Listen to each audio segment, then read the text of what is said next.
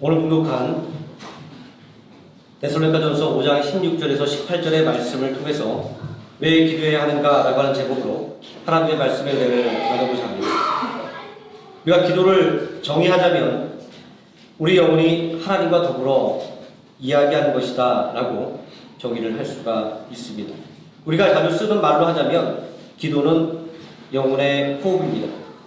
숨을 쉬지 않으면 우리 육신에 살 수가 없듯이 기도 없는 영혼은 영적인 생명력을 보존할 수 없기 때문입니다. 지금은 21일 작정 기도의 기간입니다.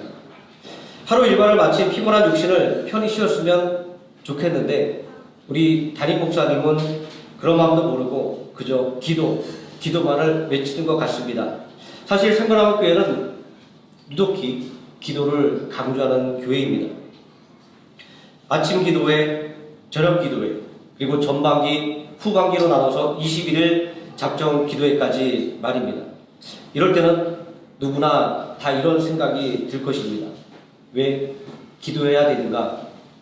그냥 편하게 쉴 수는 없는가? 라고 말입니다. 예수 그리스도를 믿는 성도가 기도하는 것은 오늘 읽은 성경의 말씀처럼 그리스도 예수 안에서 우리를 향하신 하나님의 뜻이기 때문에 기도하는 것입니다. 또 여기 붙어있는 작정 기도의 주제처럼 너는 내게 부르짖으라 하는 하나님의 명령이기 때문에 그렇습니다. 우리가 기도하는 것은 무엇보다도 전능하신 하나님의 지엄한 명령이기 때문입니다. 이 기도에 대해서 하이델베르그 요리문답 116문은 왜 기도가 필요한가라고 묻고 또 그에 답하기를 기도는 하나님이 우리에게 강요하시는 감사의 주요 부분이기 때문이며 또한 하나님이 그의 은혜와 성령을 기도로 요청하며 감사하는 자에게만 주시기 때문이다. 이렇게 답하고 있습니다. 이 문답에서 기도의 필요성을 두 가지로 정의를 내리고 있습니다. 먼저는 기도는 하나님의 은혜에 대한 감사를 표현하는 것입니다. 우리는 믿음 생활하면서 하나님의 은혜에 대해서 이야기를 합니다.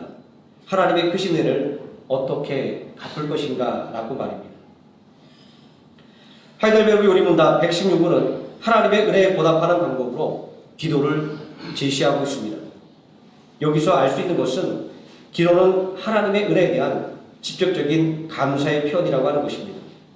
다시 말해서 하나님의 은혜에 감사한다고 한다면 그 감사함을 표현을 해야 되는데 그 감사의 실제적인 표현이 다른 것이 아니라 바로 기도라고 하는 것입니다. 그렇기 때문에 하나님의 은혜를 감사하게 생각한다면 우리는 무엇보다도 기도를 해야 하는 것입니다. 다음으로 기도는 하나님의 은혜와 성령을 받는 것입니다.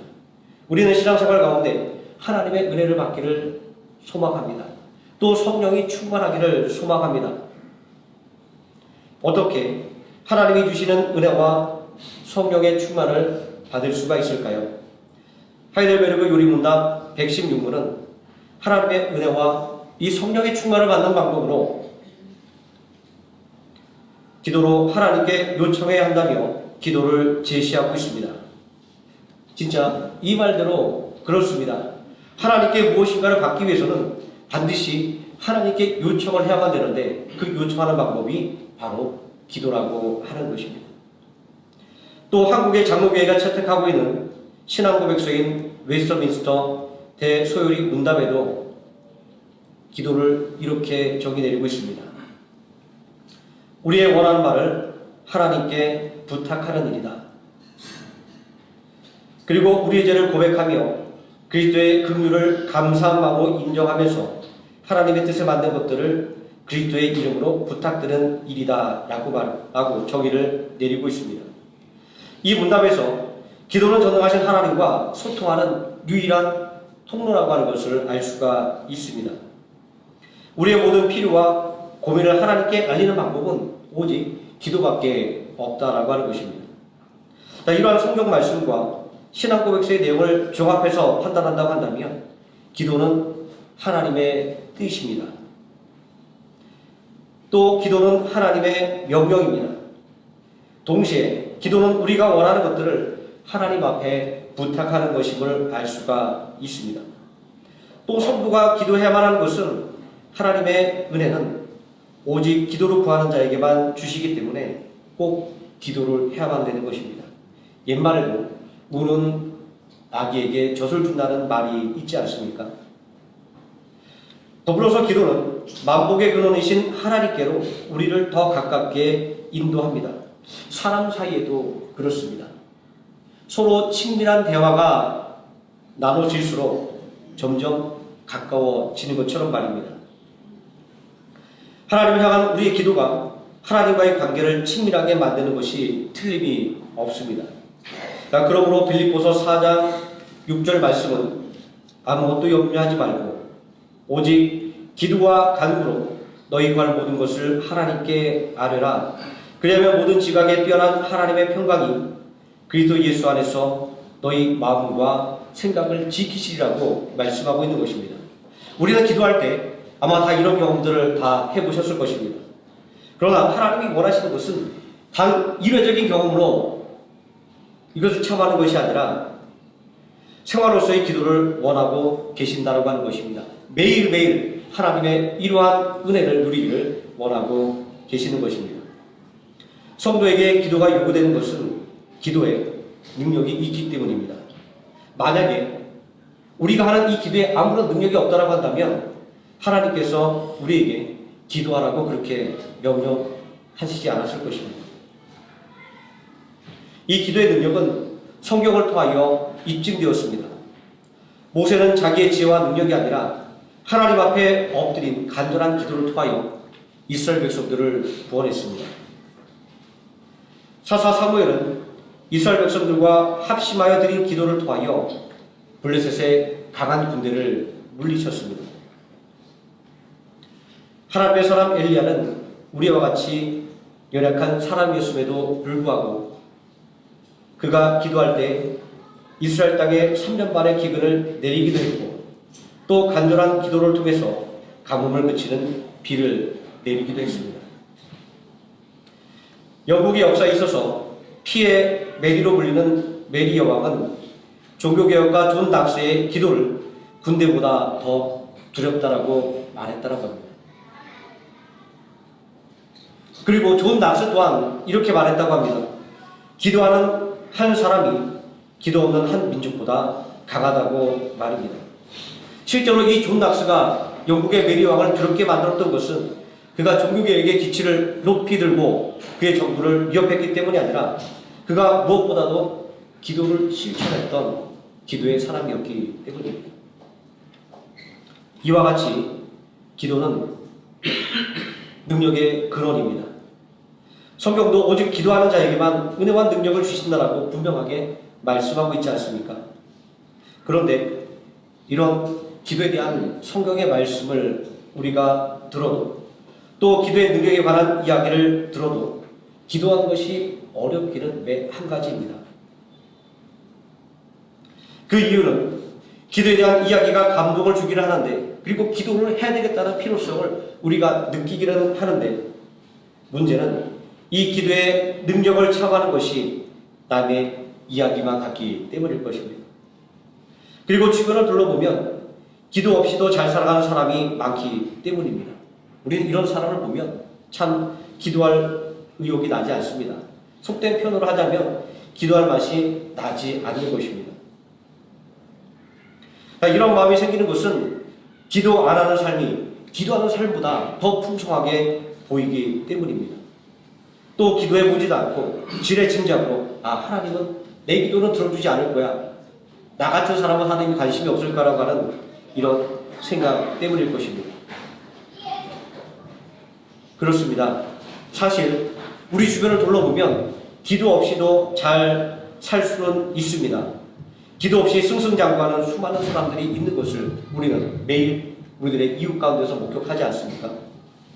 그러나 누군가는 이런 이야기를 했습니다. 기도 없이 주어진 능력과 재물의 소유는 분량 이상 모아들인 만나와도 같다라고 말입니다. 우리가 잘 알고 있는 이 만나의 이야기를 한번 떠올려 보시기 바랍니다. 광야에서 양식이 없다고 불평하는 이스라엘 백성들에게 하나님은 양식을 주시겠다라고 약속하셨습니다.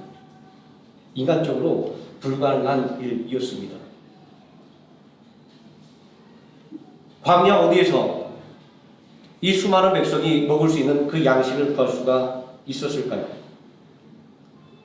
그러나 하나님은 불가능한 일을 가능한 일로 실현시켰습니다. 이스라엘 백성들은 하나님의 보신 이 기적의 양식을 보고 이것이 무엇이냐고 외쳤습니다. 이 놀라움의 외침이 이 기적의 양식의 이름이 되었습니다.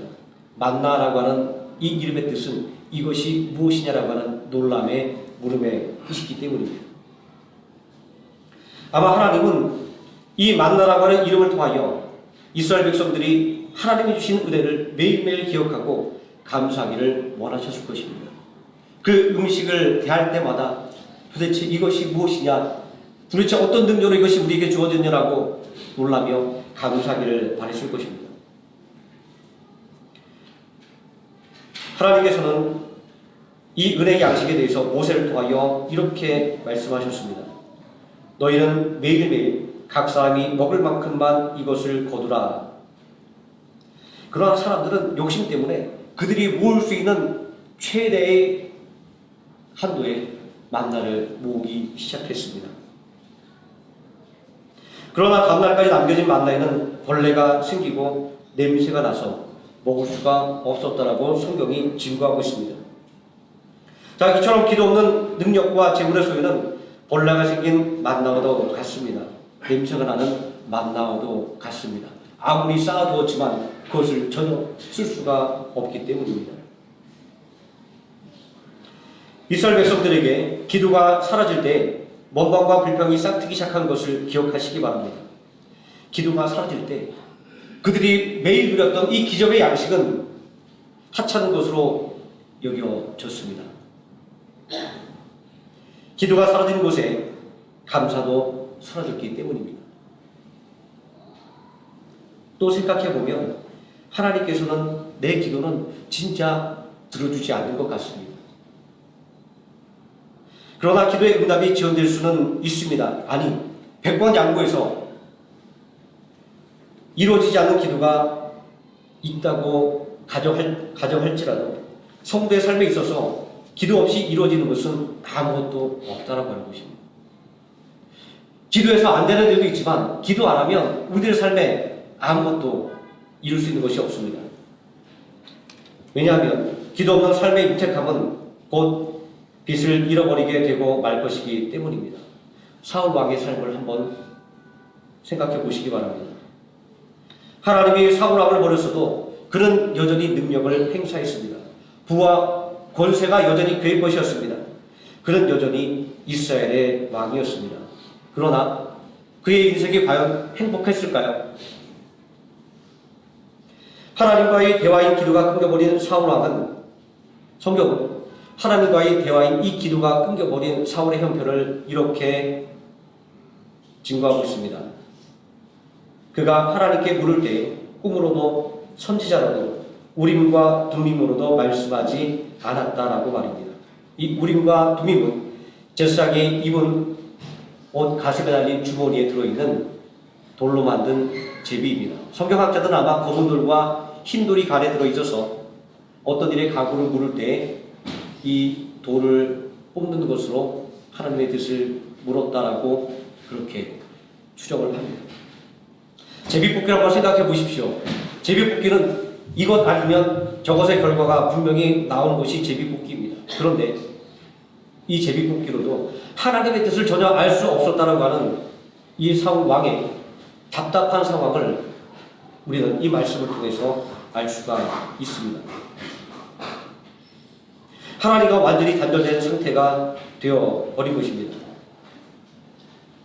그러므로 사울 왕은 악령의 역사 속에서 번뇌하는 인생, 그리고 의심에 가득한 인생을 살아갈 수밖에 없었습니다. 그런 왕이었지만 왕국의 풍요로움을 누리지 못했습니다. 왕으로서 그 직분을 온전하게 수행하지도 못했습니다.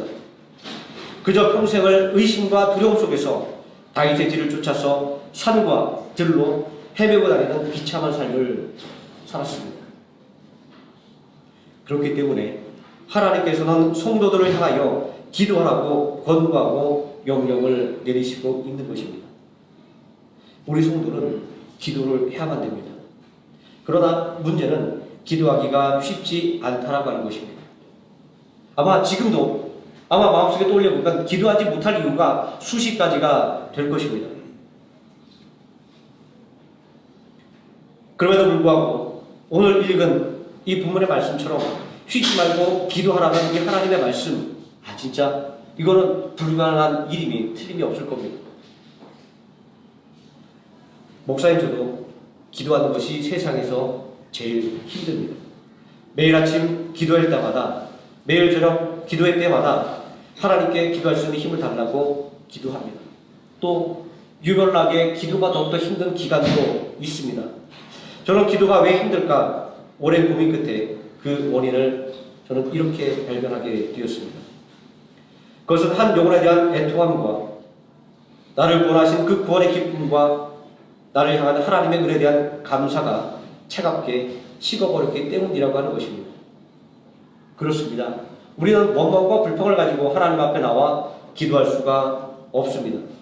원망과 불평이라고 하는 것은 그냥 내버려두면 재물에 지쳐 그치고 마는 넋두리에 지나지 않기 때문에 그렇습니다.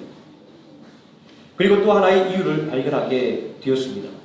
그것은 예수님의 이름으로 기도하지 않는 저를 발견한 것입니다. 아마 이 말을 들으시면 궁금하게 생각할 겁니다. 아니, 매일같이 우리는 예수님의 이름으로 기도합니다. 아멘이라고 하는데 왜 예수님의 이름으로 기도하지 않느냐라고 말합니다.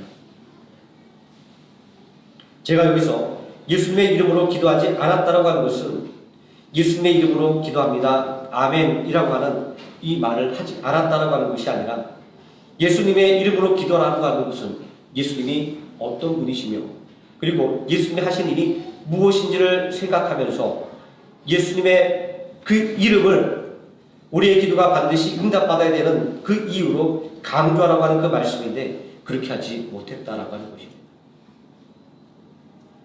예수님의 이름을 부르는 것은 기도 말미에 예수님의 이름을 부르는 것으로 끝나는 것이 아니라고 하는 말씀입니다.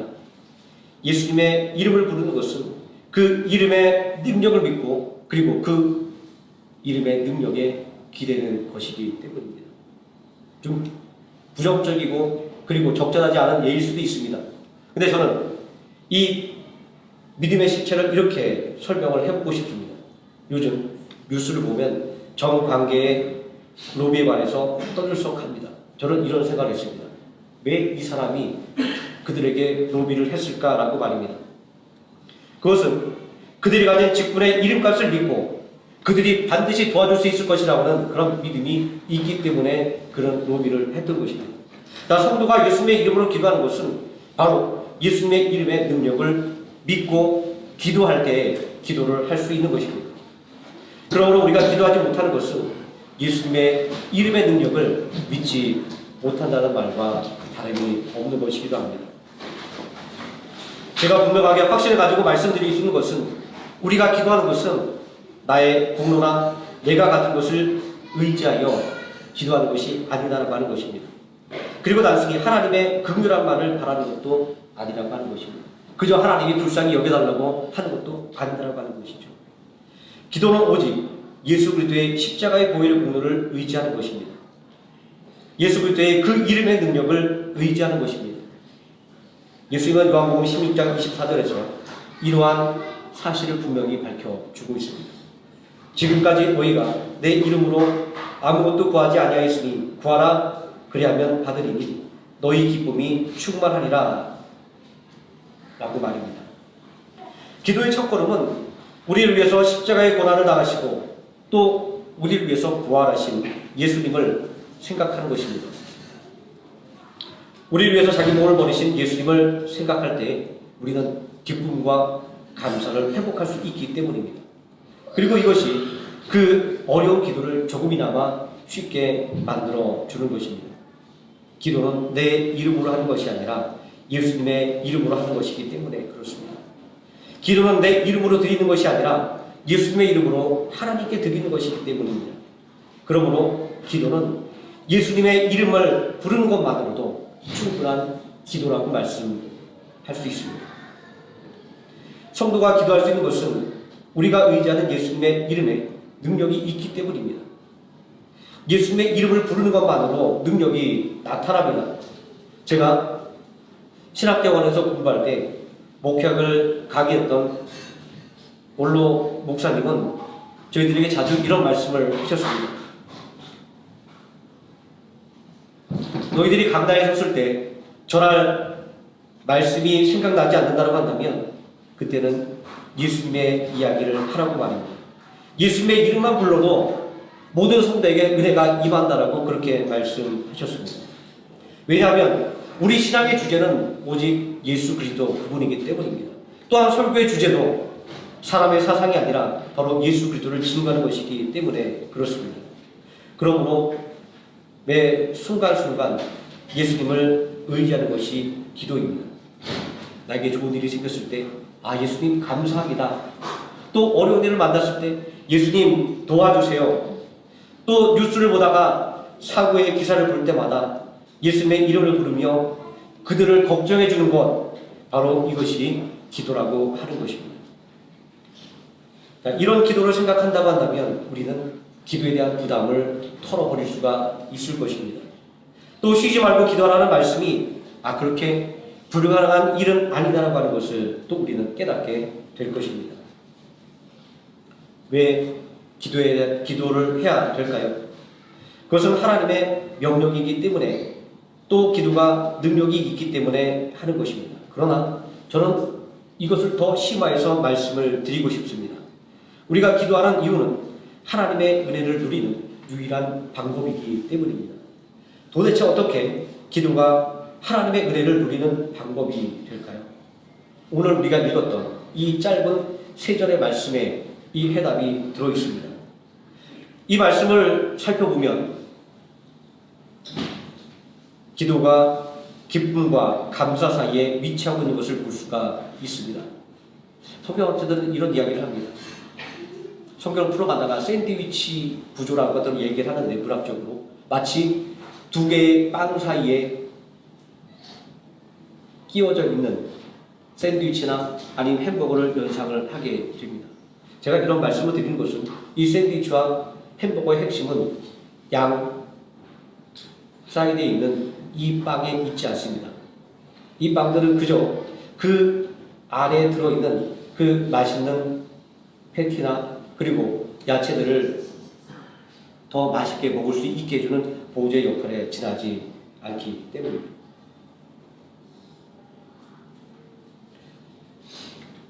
이 기쁨과 감사 사이에 기도가 위치하고 있다고 하는 것은 기도가 있어야 성도의 삶의 기쁨과 감사가 유지된다라고 하는 말씀인 것입니다. 우리에게 기도가 없다고 한다면 우리의 기쁨은 금방 사라지고 말 것입니다. 우리에게 기도가 사라진다고 한다면 우리의 감사도 자취를 감춰버리고 말 것이기 때문입니다. 지지난주 수요일에 김영원 집사님이 심장 수술을 받으셨습니다. 진짜 청천벽력과 같은 소식이었습니다. 온 교회가 합심하여 기도했습니다. 그리고 김영원 집사님은 하나님의 은혜 가운데 수술을 잘 마치시고 회복 중에 계시다고 전해 들었습니다. 그런데 저는 이런 걱정을 했었습니다. 우리는 기도해서 수술이 잘 됐으니 하나님의 은혜라고 감사할 수 있지만 당사자인 이 집사님의 마음은 어땠을까라는 것 말입니다. 그런데 의식을 차린 집사님은 오히려 하나님의 은혜를 감사하며 찬양한 것을 들었습니다. 하나님 앞에 왜 나만 겪는 고난이냐고 그렇게 원망과 불평을 터뜨려도 누가 나무랄 사람이 아무도 없는데 말입니다. 제가 지금 소개하는 것은 김영호 집사님이 우리 생명함께 성도님들에게 보낸 글입니다. 저는 살아있는 것이 기적입니다. 기도하는 삶을 알았습니다. 모두 너무 감사합니다. 회복하여 인사드리겠습니다. 환난 중에도 하나님께 감사하는 것은 쉽지 않습니다. 그러나 온 교회의 기도는 이 김영훈 집사님을 환난 중에서도 오히려 하나님의 은혜를 감사하며 찬양하게 만들었습니다. 바로 이것이 성도로 하여금 기도를 해야 하는 분명한 이유입니다. 그리고 마지막으로 이것은 순전히 저희 아주 개인적인 그런 생각입니다. 성도가 기도를 해야 하는 이유는 이렇습니다. 목회자에게는 팔랑귀입니다. 세상 일에 대해서 그렇다고 하는 것이 아니라 성도님들의 이야기에 마음이 좌우되기 때문에 그렇습니다. 말 한마디 한마디가 그냥 허투루 지나가지 않습니다. 또 목회자의 가슴은 새 가슴입니다. 세상 일에 대해서 그런 것이 아니라 성도들의 말 한마디에 울고 웃을 수밖에 없기 때문에 그렇습니다. 제가 설교 중간에 저도 기도하는 것이 아주 힘들다고 말씀을 드렸습니다. 아침에 이런 말을 자주 합니다. 오늘 아침 기도를 쉬었으면 좋겠다. 또 저녁에 오늘 저녁 기도를 쉬었으면 좋겠다 라는 말을 하곤 합니다. 아니 사실은 자주 그런 말을 합니다. 하지만 이런 말을 전해 들을 때마다 저는 저의 이러한 마음을 고쳐먹곤 합니다. 저녁 기도에 나오시는 어느 권사님이 이렇게 말씀을 하셨다는 말입니다. 오늘 저녁에도 나에게 갈 곳이 있다는 것에 가슴이 설렌다고 말입니다. 기도를 사모하는 그 마음에 사람의 마음도 이렇게 감동을 받고 힘을 얻는데 우리의 기도를 바라시는 하나님은 얼마나 감동하실까라고 말합니다. 바로 이것이 성도가 하나님께 기도해야 되는 분명한 이유입니다. 기도는 분명히 하나님의 마음을 움직이기 때문에 그렇습니다. 하나님의 얼굴을 기도하는 사람을 향하게끔 만드는 능력이기 때문입니다. 기도하시겠습니다. 전능하신 아버지 하나님, 오늘 이 짧은 말씀을 통하여 우리가 왜 기도해야 되는지에 관해서 또한 다시 한번 생각하며 또 기도를 할 마음들을 다잡습니다. 우리가 말로만 하나님 앞에 나가는 것이 아니라 말로만 하나님 앞에 감사를 하는 것이 아니라 하나님 앞에 무릎 꿇는 기도를 통하여 진정한 감사를 표현하게 하여 주시고 하나님 앞에 무릎 꿇는 기도를 통하여 하나님이 주신 은혜를 반드시 받아 누리게 하여 주시옵소서. 예수님의 이름으로 기도드립니다. 아멘.